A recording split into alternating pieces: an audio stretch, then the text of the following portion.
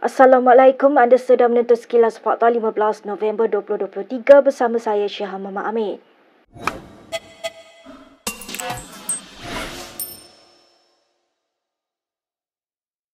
Penyandang kerusi Parlimen Kemaman Cik Alias Hamid dikatakan kekal sebagai calon utama PAS pada PRK Kemaman 2 Disember ini. Namun Cik Alias dicadangkan PAS Negeri selepas BN mengumumkan bekas Panglima Angkatan Tentera Malaysia Raja Muhammad Afandi Raja Muhammad Noor sebagai calon pada PRK Kemaman nanti. Memetik berita harian, PAS Pusat turut mencadangkan bekas Ahli Parlimen Ketereh Anwar Musa sebagai calon. Jawatan kuasa PAS Pusat dilaporkan akan bermesyuarat hari ini bagi memutuskan calon untuk mempertahankan kerusi Parlimen Kemaman yang dimenangi pada PRU 15 lalu. PAS akan mengumumkan calon daripada parti itu Khamis ini. Pada PRU 15 lepas, Cik Alias berjaya mempertahankan kerusi dimenangi dengan menewaskan bekas Menteri Besar Terengganu Ahmad Said. SPR menetapkan PRK Parlimen Kemaman pada 2 Disember ini dan hari penamaan calon ditetapkan pada 18 November. Sementara itu, Presiden UMNO Ahmad Zahid Hamidi berkata parti itu sedia berdepan dengan siapa sahaja termasuk bekas ahli yang mengkhianati parti. Zahid yang ditemui media di Temerloh turut menjelaskan persediaan menghadapi PRK tersebut sudah bermula bagi berdepan calon daripada PN. Zahid berkata demikian ketika ditanya mengenai kemungkinan PN akan menampilkan bekas pemimpin UMNO sebagai calon mereka dalam PRK Kemaman. Sokongan beberapa pemimpin bersatu terhadap Perdana Menteri Anwar Ibrahim membuktikan kegagalan pengerusi PN Muhyiddin Yassin sebagai pemimpin. Pengarah Komunikasi Pemuda Amanah Nasional Hazmi Hassan berkata, keadaan itu juga jelas memperlihatkan gabungan parti pembangkang semakin kucak-kacir. Dalam satu kenyataan, Hazmi menegaskan rakyat juga akan menyedari bahawa Muhyiddin tidak memenuhi syarat untuk menjadi ketua pembangkang kerana kelemahan dan sentiasa gagal dalam memimpin. Sebelum ini, 4 ahli Parlimen Bersatu mengisytiharkan sokongan terhadap pentadbiran Anwar. Mereka ialah Ahli Parlimen Kuala Kangsar Iskandar Zulkarnain Abdul Khalid, Ahli Parlimen Labuan Suhaili Abdul Rahman, Ahli Parlimen Gua Musang Muhammad Azizi Abu Naim dan Ahli Parlimen Jeli Zahari Kecik.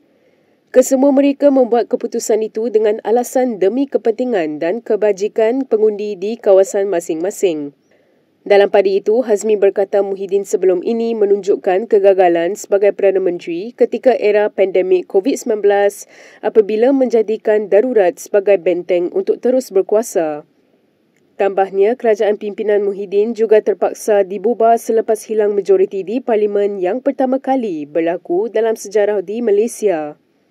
Justru Hazmi mencadangkan agar Muhyiddin bersara dari politik demi masa depan Malaysia yang lebih baik. Sementara itu, seorang sumber dalaman Parti Bersatu mendakwa hampir semua ahli parlimen mereka didekati untuk menyuarakan sokongan kepada kerajaan pimpinan Anwar Ibrahim. Sumber yang juga seorang ahli Majlis Pimpinan Tertinggi Bersatu memberitahu portal FMT ia adalah sebagai usaha untuk menghancurkan Bersatu. Menurut sumber itu, susulan tindakan tersebut, Bersatu mengambil langkah pencegahan bagi mengelak lebih banyak pembelotan berlaku. Bagaimanapun, FMT melaporkan sumber itu tidak menjelaskan secara terperinci langkah pencegahan terbabit dengan hanya mengatakan ia adalah sulit. Mengulas lanjut, sumber itu mendedahkan seramai 31 ahli Parlimen Bersatu telah didekati namun kadar kejayaan langkah itu masih belum dapat dilihat. Setakat ini, hanya 4 ahli Parlimen Bersatu mengisytiharkan sokongan mereka kepada Anwar namun tetap kekal dalam Bersatu. Mereka ialah Ahli Parlimen Kuala Kangsar Iskandar Zulkarnain Abdul Khalid, Ahli Parlimen Labuan Suhaili Abdul Rahman, Ahli Parlimen Gua Musang Muhammad Azizi Abu Naim dan Ahli Parlimen Jeli Zahari Kecik. Terdahulu, media melaporkan Presiden UMNO Ahmad Zahid Hamidi berkata terdapat lebih ramai Ahli Parlimen pembangkang dijangka mengisytiharkan sokongan kepada Anwar. 3 daripada 4 ahli parlimen yang baru-baru ini beralih sokongan untuk menyokong Anwar telah dipindahkan tempat duduk di dalam Dewan Rakyat. Mereka kini duduk di belakang kerusi ahli parlimen Muar Syed Saddiq Syed Abdul Rahman. Muda sebelum ini menarik balik sokongan kepada kerajaan pada September. Ahli Parlimen Bangi Shahrizan Johan dalam catatan di Twitter turut melampirkan gambar plat nama ahli parlimen berkenaan iaitu dari Labuan, Jeli dan Kuala Musang. Bercakap kepada Malaysia Kini, Shahrizan berkata ahli parlimen Kuala Kangsar masih berada di kerusi lama. Sementara itu, ahli Parlimen Arau Syahidan Kasim cuba membangkitkan perkara itu di Parlimen memetik Peraturan Mesyuarat 18 dalam kurungan 1 mengenai perkara kepentingan awam yang mendesak. Saya rasa terganggu untuk mengucap tadi bila saya tengok ada 3 kursi telah dipindahkan ke sana. Dia ni tak melompat parti. Sila duduk. Dia menyatakan sokongan, tapi kenapa dipindahkan kursi? Kalau pindahkan kursi, dia berhenti teruslah. Yang berhormat Tapi kalau dia Arau, pindahkan kursi, Yang berhormat Arau, sila nanti ada 10 orang datang, masuk kursi mana lagi. Jadi kita tak boleh buat macam ni. Yang berhormat Arau, sila berada di duduk. tempat itu. Arau, dia yang selagi minta mereka tak tukar berhenti. itulah Arau.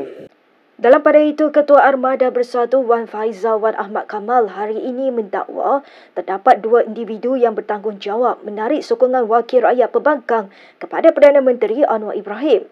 Menurut Wan Faizal, individu terbabit adalah Datuk Botak dan bekas setiausaha politik Anwar Farhash Wafa Salvador.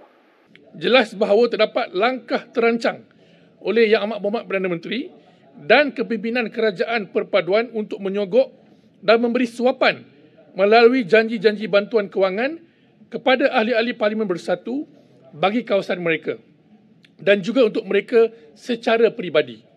Terdapat satu video yang menunjukkan identiti seorang lelaki botak bernama nombor telefon, media boleh ambil,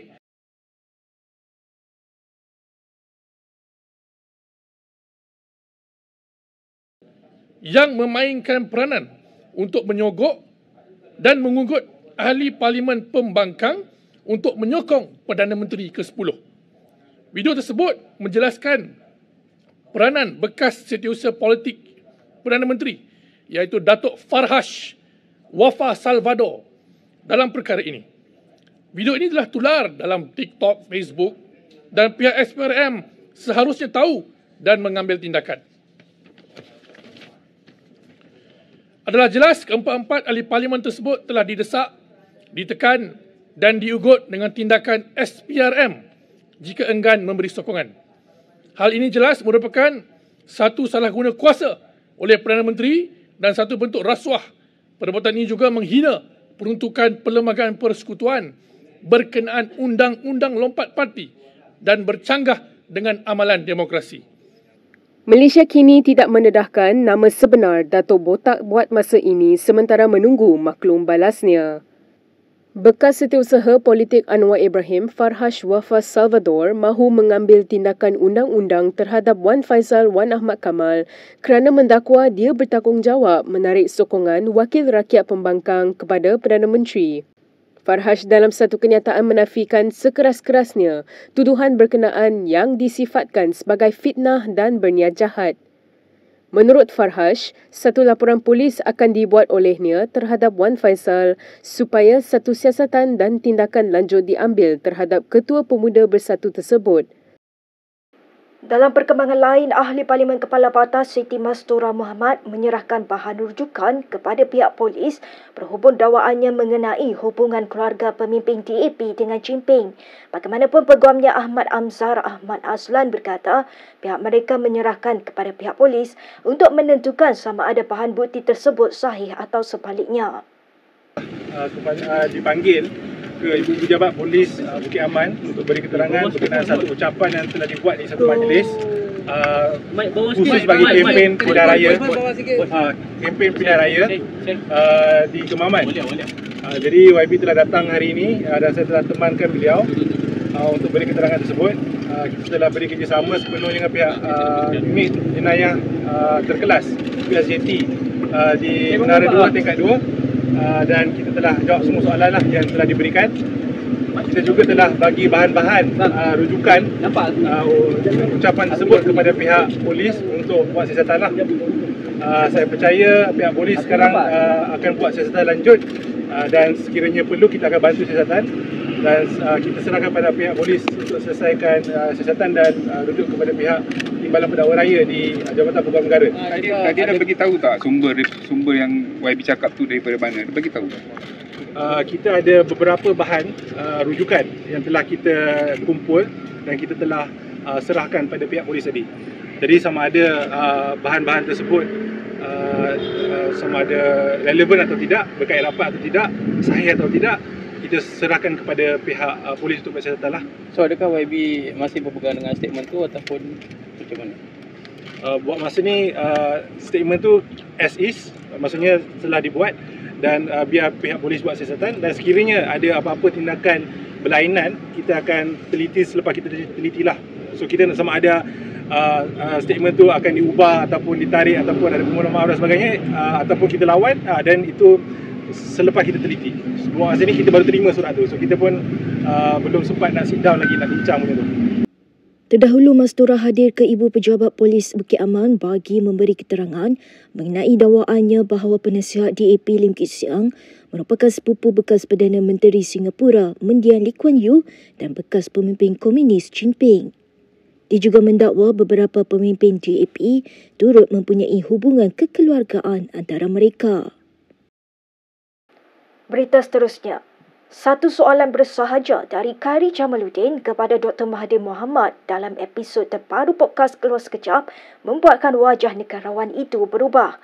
Soalan Khairi mengapa bekas Perdana Menteri itu tidak menyukainya membuatkan Dr. Mahathir tergamam sebelum menjawab dengan tenang. Kenapa Tun tak suka saya? Pasal you bertanding dengan anak saya. Lepas tu, your mother-in-law campaign to you. Huh? That's what I was told. Mana ada? Father-in-law atau mother-in-law? Ada. Orang cerita lah. Orang cerita macam mana? Tuan boleh boleh percaya orang cerita ini apa? Let's not discuss that lah. That is my belief. Okay. Ini sumber bro, ni percaya saya bro, ni tak boleh tuan. Mahathir tidak secara khusus merujuk kepada mana-mana pertandingan. Namun Khairi pada Mac 2009 menewaskan Mukhris dan bekas Menteri Besar Selangor Kip Toyo dalam pertarungan 3 penjuru untuk merebut jawatan Ketua Pemuda UMNO. Berikut beberapa lagi ringkasan berita untuk hari ini.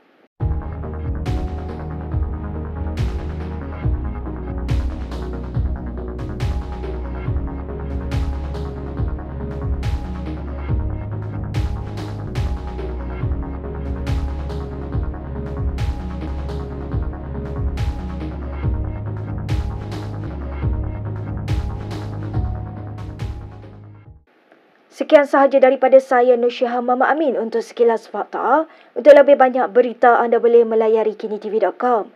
Anda juga boleh mengikuti kami di Instagram, Twitter, YouTube dan Facebook. Salam hormat dan jumpa lagi.